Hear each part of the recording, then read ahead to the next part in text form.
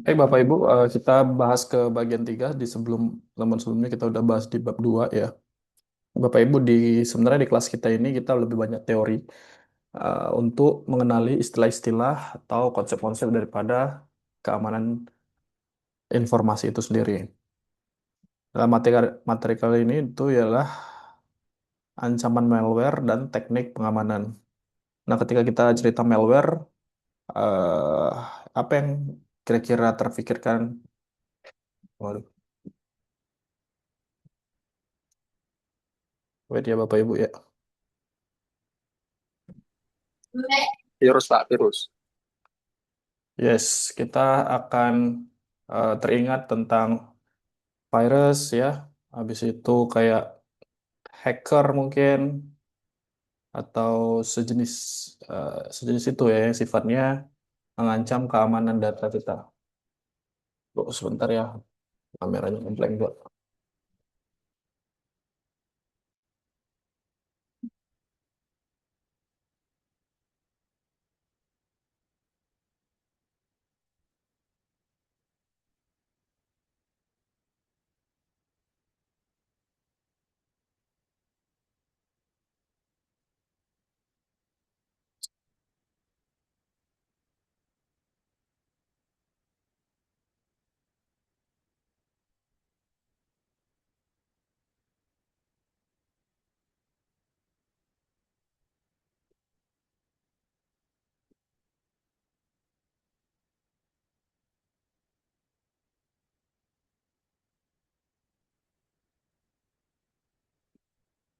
Ya, tadi seperti dikatakan sudah mention bahwasanya ketika kita cerita malware maka kita cerita virus.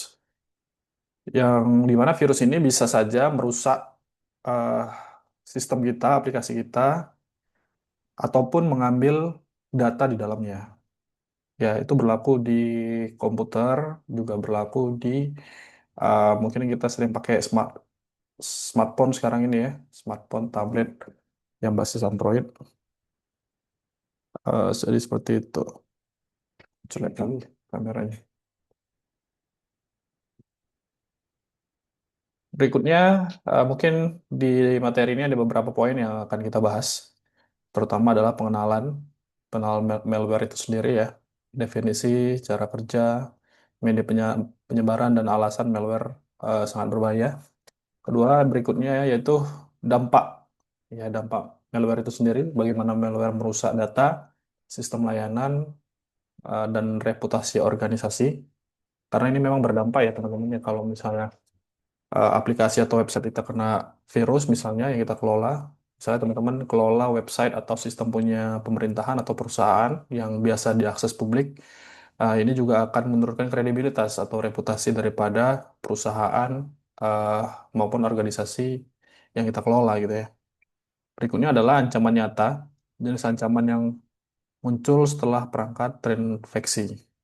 Keempat, teknik pengamanan bagi menggunakan antivirus, firewall, patching, edukasi, segmentasi jaringan, backup, dan recovery. Nah, teman-teman semua, mungkin kalau kita terbiasa ya, eh ngedevelop satu aplikasi atau satu program, atau kita biasa ngelola server ya. Nah, ini mesti kita pahami. Kita harus paham soal ini gitu ya. Bagaimana kita mencegah, mitigasi risikonya ya.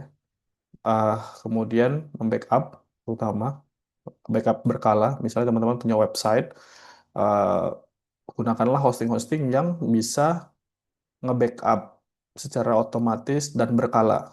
Sehingga nanti kalau suatu saat terjadi sesuatu di kemudian hari, kita tinggal recovery atau nge-restore aja. Berikutnya adalah slide saya kelihatan ya? Kelihatan Pak. Oke.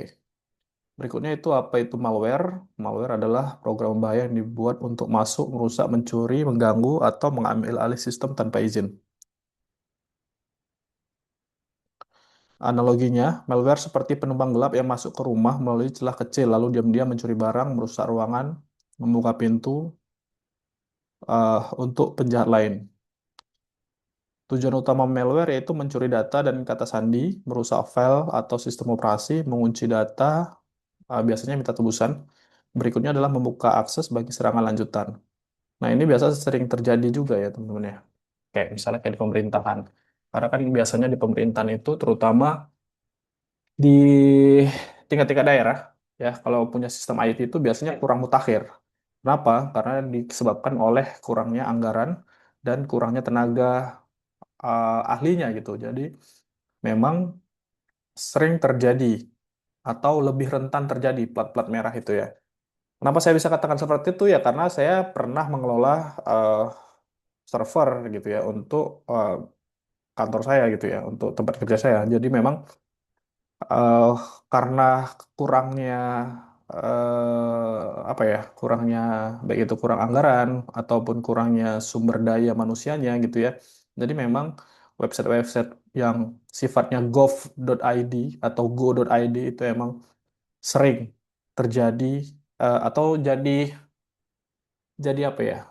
Jadi bahan percobaan lah. Ya, jadi bahan percobaan atau bahan uji coba bagi hacker-hacker itu untuk ya unjuk gigi lah kira-kira seperti itu. Tapi juga perusahaan-perusahaan besar juga tidak luput dari itu ya.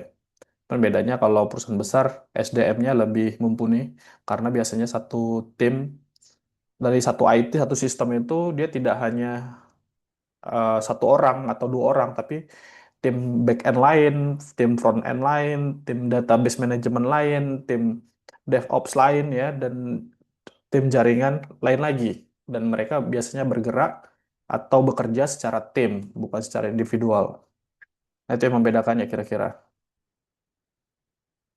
Nah, jelas tujuan malware ini adalah untuk merusak dalam tanda kutip ya. Merusak itu ada yang sifatnya dia masuk merusak. Ada yang sifatnya dia masuk terus mencuri aja. Ya, mencuri datanya gitu ya. Misalnya dia curi, misalnya kita punya satu sistem yang ngumpulin data masyarakat misalnya, atau data pelanggan, atau data orang lah ya. Nah, kadang-kadang si hacker atau hacker yang membuat malware ya, cara malware bekerja itu tidak langsung merusak, tapi dia ditanam aja di situ sehingga eh, setiap kali ada update data dia bisa ambil. Setiap kali ada update data dia bisa ambil dan kemudian ya banyak modus operandinya. Bisa jadi nanti data itu dijual kembali ya, biasanya di forum-forum dark web ya pakai Bitcoin untuk belinya ya. Bisa juga untuk eh, ngerusak sistem itu sendiri. Jadi dibuat mungkin ditanamkan skrip-skrip tertentu sehingga servernya, ya kan, mungkin aplikasinya kecil nih gitu ya kan, penggunanya juga nggak banyak. Kalau kita lihat secara reguler hariannya mungkin paling 1.000 atau 2.000 transaksi gitu ya. Uh, tapi tiba-tiba bisa uh, apa namanya di dalam tanda kutip dikuras sumber dayanya sehingga si server bekerja lebih ekstra ya kan, RAM-nya penuh semua, prosesornya penuh semua, grafik penggunaannya. Padahal kita merasa kita nggak gunain apa-apa gitu ya. Nah, ini juga salah satu uh, efek dari malware itu. Jadi dia bisa berkembang, uh, menduplikasi dirinya sendiri kadang-kadang.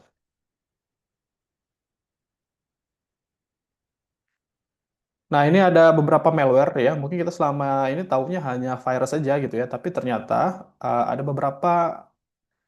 beberapa jenis ya atau beberapa kategori dari malware itu sendiri.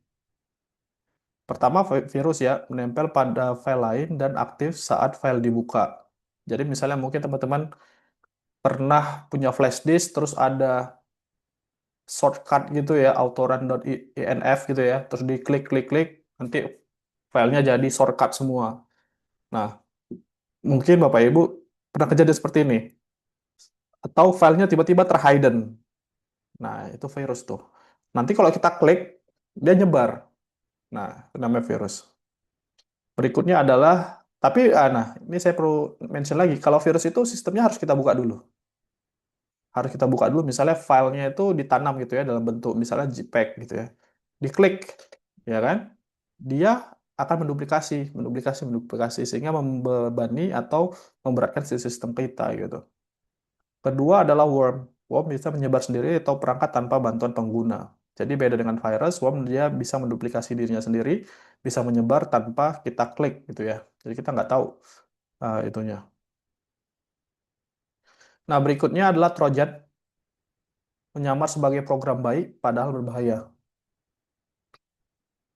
Trojan ini diambil dari nama Trojan Horse ya, atau kuda Troya ya, di mana seolah-olah, jadi kan sejarahnya kuda Troya itu kan, saya lupa itu kerajaan apa, dikasih hadiah berupa kuda besar seperti itu, tapi di dalamnya ada pasukan.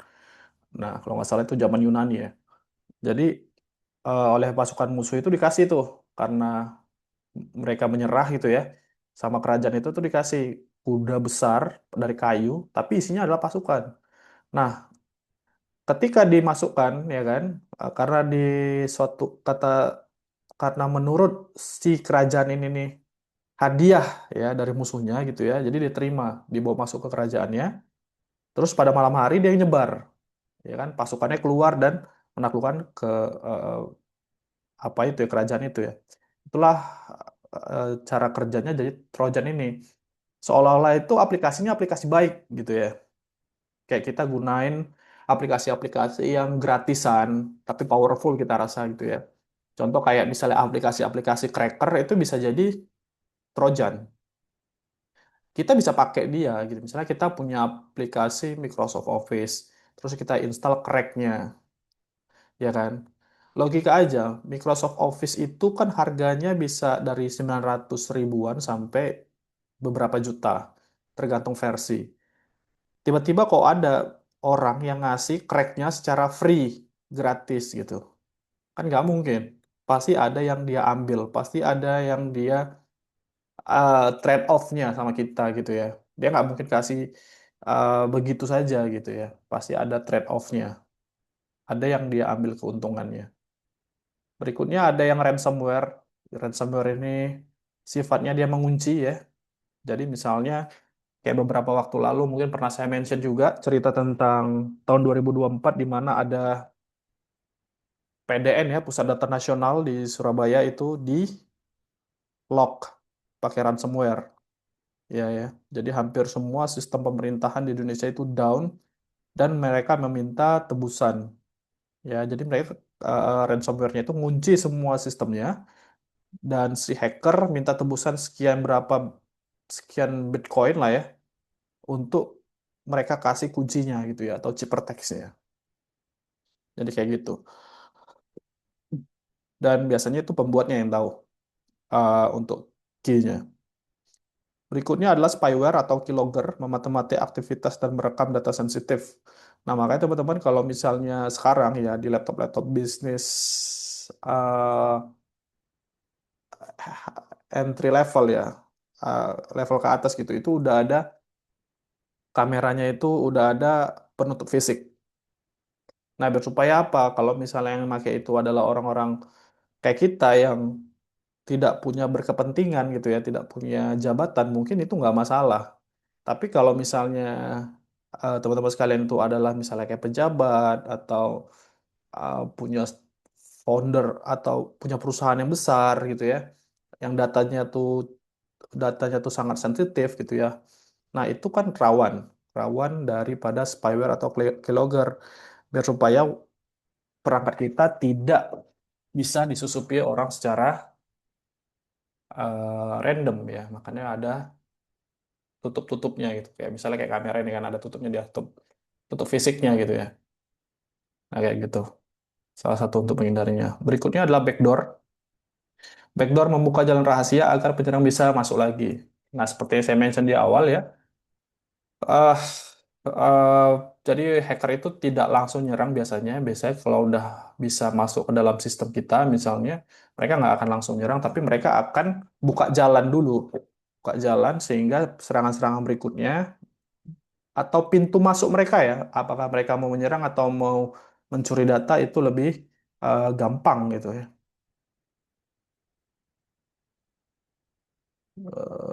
Jelek kali videonya.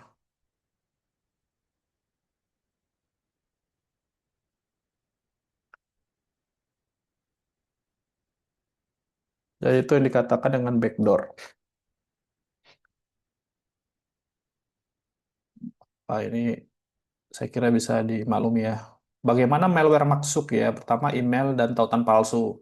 Ya, pengguna mengklik lampiran atau phishing yang tampak meyakinkan. Misalnya teman-teman pernah mungkin isu kemarin itu tentang undangan-undangan digital, ya kan? Nah, itu salah satu yang disebut dengan phishing ya. Jadi ketika kita klik linknya, kita download sesuatu, kita buka, maka eh, dia akan bisa akses perangkat kita jika kita beri izin. Nah, jadi kayak gitu. Nah, software bajakan atau palsu. Program terlihat gratis tetapi membawa kode jahat. Nah, ini mungkin teman-teman yang paling sering saya jumpai ya, yaitu adalah misalnya kayak crack-an Office ya. Tahu kan? Karena kan Office itu berbayar, terus di crack gitu, biar supaya activate seumur hidup. Nah, jadi itu nggak boleh berisiko, apalagi teman-teman kalau misalnya bekerjanya di berkaitan dengan sistem gitu ya. Jadi nggak boleh tuh pakai software-software bajakan karena cracknya itu berkemungkinan besar ada ininya kode jahatnya atau bisa dipakai orang sebagai backdoor untuk nyuri data daripada laptop kita atau perangkat kita gitu. Berikutnya adalah celah keamanan sebelum ditambal ya, penyerangan memanfaatkan kelemahan sistem yang belum diperbaharui. Nah, biasanya ini kalau misalnya teman-teman punya aplikasi terus diserang atau katakanlah web ya. Mungkin saya ceritakan web karena saya pernah alamin itu. Jadi mereka nge-scan gitu ya, nge-scan aplikasinya, aplikasi berbasis website. Jadi mereka temukan celah, terus mereka injek di sana. Ya, kebetulan waktu itu saya belum update, ya belum sempat update-nya, jadi itu digunakan sebagai celahnya gitu ya, sebagai pintu masuk, sehingga mereka dapat keluar masuk sistem sistem yang kita bangun sesuka hati mereka gitu.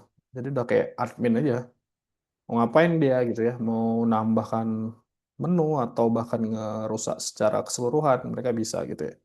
Nah, jadi akan lebih baiknya jika kita melakukan langkah preventif atau pencegahan dengan cara mengupdate berkala aplikasi atau website kita, gitu ya. Kalau udah lumayan banyak kita lakukan refactor, kalau nggak terlalu update, terus sorry, terlalu outdate ya, terlalu jadul ya, maka perlu kita rebuild ulang aplikasinya. Berikutnya adalah website berbahaya dan unduhan otomatis. Nah, pengguna hanya mengunjungi situs, lalu malware ikut terpasang. Ini mungkin teman-teman pernah nonton-nonton apa ya, anime-anime di website bajakan gitu ya. Tiba-tiba dia ngedownload aja gitu. Atau tiba-tiba kita diarahkan web judul aja gitu ya. Nah, itu seperti itu ya. Itu juga nanti ngeberatin sistem karena dia ngedownload terus, ya kan? Nah, ini kita cerita tentang dampak. Dampaknya terhadap organisasi yang kita kelola, baik itu perusahaan, swasta maupun government ya. Pertama yaitu kerahasiaan bocor, data pelanggan, sandi, dan dokumen rahasia bisa dicuri. Ya karena kan biasanya kita menyimpan arsip itu di dalam satu server. Dan kalau arsip atau data tersebut dicuri, ya tentu itu bisa dimonetisasi gitu. Ya mungkin teman-teman pernah ini ya, kayak ditelepon orang pajak, ditelepon orang perizinan, ya mungkin alasannya karena oh Bapak Ibu punya pajak sekian tunggakan, harus ini, harus install ini dan lain seterusnya dan seterusnya. Nah, dulu waktu itu tahun tahun lalu kayaknya, itu salah satu klien saya itu ada ke ada kejadian seperti itu, hilang duit perusahaannya 200 juta gara-gara mungkin data Dirjen Pajak dibobol kali ya, mungkin. Jadi em, mereka itu seolah-olah menjadi orang pajak, ya orang Dirjen Pajak. Diarahkan namanya pengusaha teman-teman kalau dibilang perusahaan Anda ini nunggak pajaknya sekian juta, kalau nggak diselesaikan sekarang Anda bisa kena undang-undang pajak, begitulah kira-kira.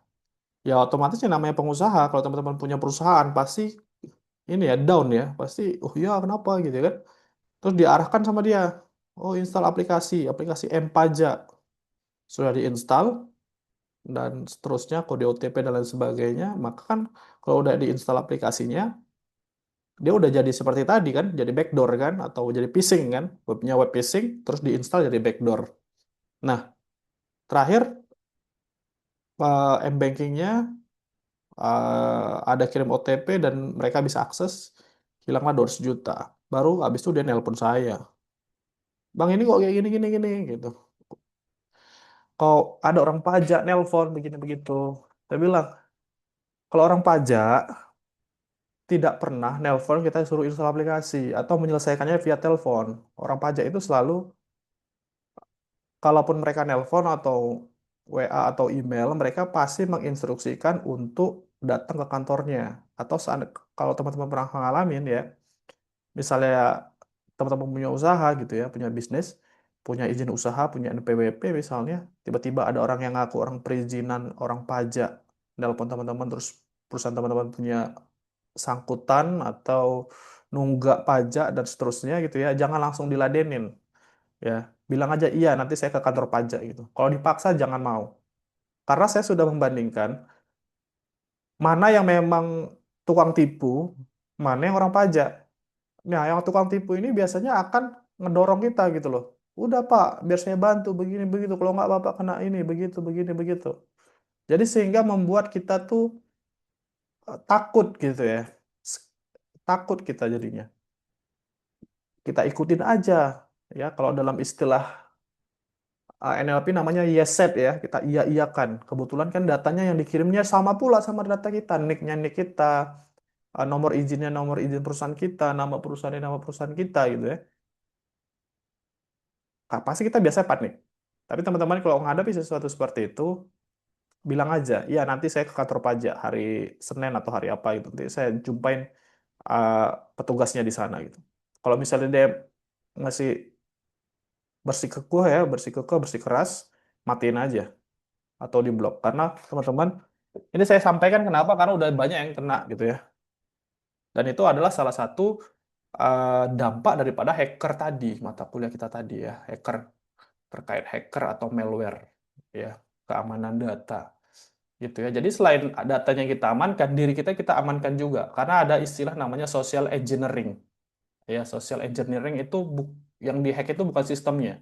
Jadi sebagus apapun sistemnya, kalau human capitalnya atau sumber daya manusianya itu nggak bagus, ya tetap aja tetap bisa dihack.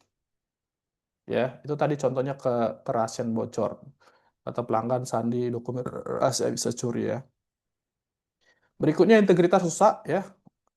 Kalau teman-teman mungkin di perusahaan, ya pastilah ya kita nggak percaya lagi kan. Kalau misal mungkin sekarang ada sentimen negatif tentang di beberapa perbankan, ya mungkin teman-teman pernah tahu berita yang salah satu bank di mana ada bank di Sumatera Utara yang duit jemaat gereja ya hilang sekian miliar itu kan. Terus perusahaannya,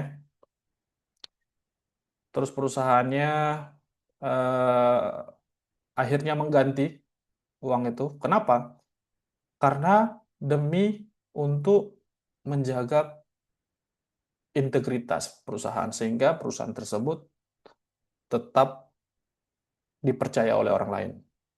Jadi ada cost yang harus kita bayar, misalnya sistem kita atau aplikasi kita gitu ya di perusahaan tiba-tiba kena malware sehingga merugikan customer kita ya, karena mungkin kita lupa update atau apa segala macam ya. Sehingga ini berketerkaitan dengan kredibilitas atau integritas daripada perusahaan kita. Makanya berikutnya ada cost-nya, gitu ya. Ada biaya tambahan yang harus kita uh, keluarkan supaya pelanggan nggak kabur, gitu loh. Berikutnya itu layanan berhenti ya. Tentu ini tadi udah saya mention juga, kayak virus ataupun worm tadi, ataupun ransomware. Ketika dia apa namanya? Ketika dia terkunci sistemnya atau dia menduplikat jadi banyak, maka akan memberatkan server. Nah, kalau servernya berat, maka aplikasinya lambat. aplikasinya lambat, pelanggan kabur. Jadi kayak gitu dia. Berikutnya adalah kerugian bisnis, biaya pemulihan, reputasi turun, dan operasi terganggu. Jelas tentu teman-teman kalau misalnya aplikasi perusahaan teman-teman itu adalah bilang jasa, ya, misalnya sebagai vendor gitu ya, yang aplikasinya digunakan atau disewa oleh pihak lain gitu ya. Nah, maka ini akan menyebabkan kerugian seperti yang saya katakan tadi gitu ya. Ada insentif atau biaya pemulihan biar supaya orang tetap percaya dan pakai perusahaan kita atau aplikasi kita gitu ya. Berikutnya reputasinya udah pasti terganggu gitu ya. Karena kalau perusahaan atau kalau aplikasinya lambat, sistemnya lambat, pasti orang udah males lagi tuh pakai aplikasinya. Dan operasi terganggu karena misalnya sekian jam itu menyelesaikan berapa data gitu ya, tapi karena malware tadi, karena virus tadi, jadi eh, bertambah panjang waktu yang diperlukan untuk menyelesaikan satu tugas atau operasionalnya waktu operasionalnya jadi tambah panjang. Sehingga ini menyebabkan penambahan cost dan seterusnya, efek dominonya. Malware bisa seperti mencuri dokumen, ya, confidentiality. Ini mungkin kita pernah bahas minggu lalu, mengubah isi kontrak, ya, integrity, lalu mengunci kantor agar tidak bisa dipakai. Ya, kalau mengunci itu kayak ransomware, ya kan? Mengubah isi kontak itu kayak Trojan ya, Trojan horse. Dan mencuri dokumen itu kayak worm atau virus ya, top pitching, ya, phishing, sorry, kok pitching. Berikut ini adalah gejala. Ini alarm ya, atau kurang lebih gejala yang dialami oleh perangkat kita ketika kena malware. Pertama, perubahan yang mencurigakan ya, baik itu passwordnya berubah sendiri atau ada software asing terpasang, tiba-tiba file hilang atau nggak bisa dibuka ya, jadi shortcut biasanya atau terhide. Performa tidak normal, komputer sangat lambat. Kenapa lambat? Karena sumber dayanya atau prosesornya atau RAM-nya digunakan, dikuras habis oleh malware-nya. Muncul pop-up aneh, browser sering redirect sendiri. Mungkin ini teman-teman pernah alami ya. Aktivitas akun janggal ya, login dari lokasi tidak dikenal, data diekspor tanpa izin, ada perubahan konfigurasi, gangguan jaringan ya, traffic tiba-tiba naik. Kalau kena brute force biasanya kena traffic tiba-tiba naik. Tiba-tiba tuh biasanya traffic ke server kita 1.000 per jam misalnya tiba-tiba naik jadi 10.000. Nah, itu kan ekstrim naiknya ya. Jadi itu yang biasa dia buat lambat. Jaringan lambat atau putus-putus, server mengalami outage. Nah, untuk mencegah ini ya, kita harus satu alat saja cukup, proteksi terbaik bekerja seperti sistem keamanan gedung, ada satpam, pagar, kunci, alarm, dan jalur evakuasi. Ini analoginya ya. Pertama, pencegahan, kita pakai antivirus yang ori, sesuai dengan kebutuhan. Berikutnya ada firewall, berikutnya ada batasi ya, segmentasi jaringan dan hak akses. Jadi eh, kita misalnya dalam satu lingkungan servernya ya itu kita batasi itu mana yang admin, mana yang super admin, mana yang bagian manajerial dan seterusnya itu kita bagi-bagi. Jangan satu IP itu aja gitu ya. Berikutnya adalah pulihkan. Pulihkan ini maksudnya kita menyimpan backup dan recovery. Kita tahu cara backupnya atau minimal kita punya plan atau schedule ya berapa hari sekali atau berapa minggu sekali kita backup gitu ya. Misalnya kalau saya tuh seminggu sekali biasanya.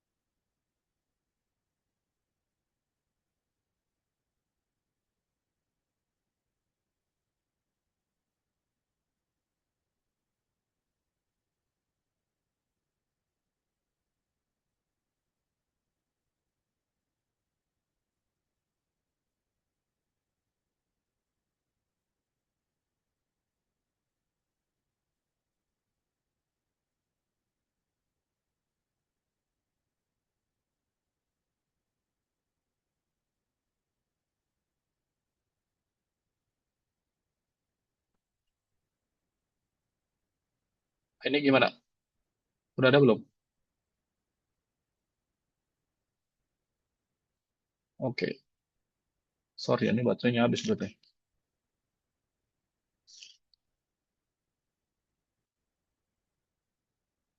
Nah, jadi kalau aplikasi-aplikasi itu makanya butuh diperbaharui bahasa pemrogramannya atau scriptnya ya.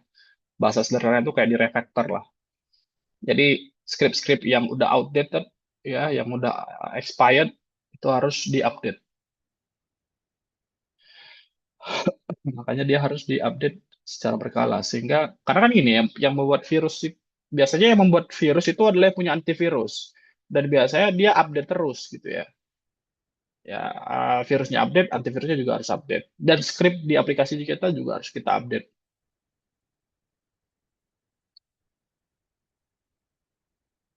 Berikutnya adalah edukasi pengguna, manusia adalah garis depan. Nah, ini tadi saya sebutkan, no system is safe. Karena kalau sistemnya canggih tapi SDM-nya kurang, ya masuk angin juga ya.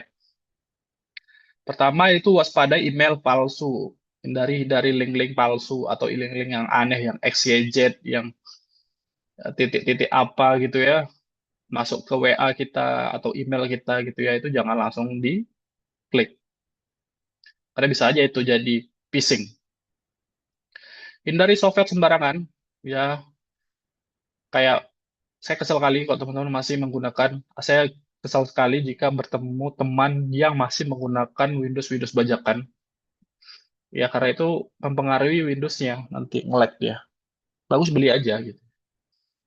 Beli ininya, ya share account itu juga bisa sih. Unduh aplikasi resmi, unduh aplikasi hanya sumber resmi. Lapor cepat jika ada gejala aneh sebelum menyebar. Nah, lapor kemana? Teman-teman mungkin kalau perusahaan yang punya bagian IT mungkin bisa dikoordinasikan ke bagian IT-nya. Secanggih apapun sistem, bila penghuni rumahnya tetap membuka pintu untuk orang asing, ancaman akan tetap masuk. Dia, no system is safe. Jadi sistemnya juga canggih, manusia juga harus teredukasi. Nah, segmentasi jaringan jangan biarkan api menjalar. Jadi jaringan dibagi menjadi beberapa zona agar infeksi satu area tidak langsung menyebar ke semua area. Ini mungkin teman-teman kalau belajar jaringan komputer dipisahkan melalui VLAN-VLAN ya. Jadi walaupun satu jaringan akan lebih bagus kalau VLAN untuk keuangan di IP sekian, akademik untuk sekian, dan server publik untuk sekian, dengan IP sekian. Sehingga terdeves, ter, apa ya, terpisah-pisah. Jadi nggak gitu orang masuk ke satu jaringannya bisa mengakses semuanya gitu ya. Makanya bisa di virtualisasi LAN-nya. Jadi kalau satu kena, ya yang lain masih bisa teredam lah. Backup dan recovery. Dan karena sistemnya adalah prinsipnya adalah no system is safe, tidak ada sistem yang aman, maka teman-teman wajib punya backup data atau jadwal backup data yang teratur. Apakah setiap hari atau 2 hari sekali, ya teman-teman harus backup sistem yang atau aplikasi yang teman-teman kelola datanya. Ya, semuanya itu harus di backup. Karena kita nggak tahu kapan tiba-tiba ada serangan. Nah, itu kejadian sama saya dulu. Pernah waktu baru-baru pertama kali, ya saya kira udah aman servernya, saya nggak punya backup. Backupnya ada, cuman backupnya sebulan sekali saya backup.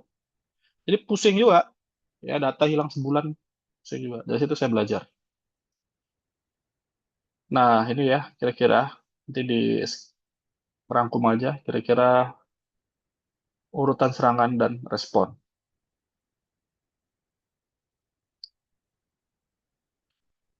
Yang harus diingat adalah malware adalah ancaman yang bisa mencuri, merusak, dan membobol sistem. Malware sering masuk lewat kesalahan pengguna dan celah yang belum ditutup.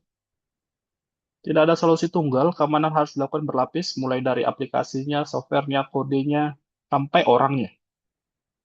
Pencegahan, pembatasan, dan pemulihan harus berjalan bersamaan. Jadi nggak bisa tuh, kita cuman backup aja, ya nggak bisa. Jadi semuanya harus bersamaan. Kira-kira ada yang mau ditanyakan sampai di sini?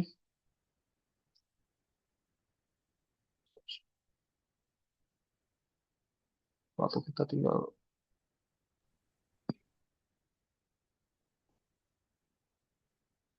jika tidak ada, boleh on cam Yes, dulu. Pak. Iya, Bang Riki, ada yang mau ditanyakan?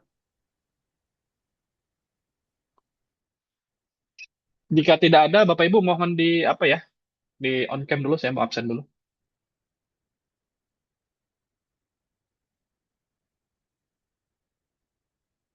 Bapak Ibu, boleh di on cam kan dulu, saya mau absen. Absen di sistem belum saya isi ya, Bapak Ibu ya. Jadi nanti kalau lihat di siakatnya jangan panik, karena emang belum saya rapikan.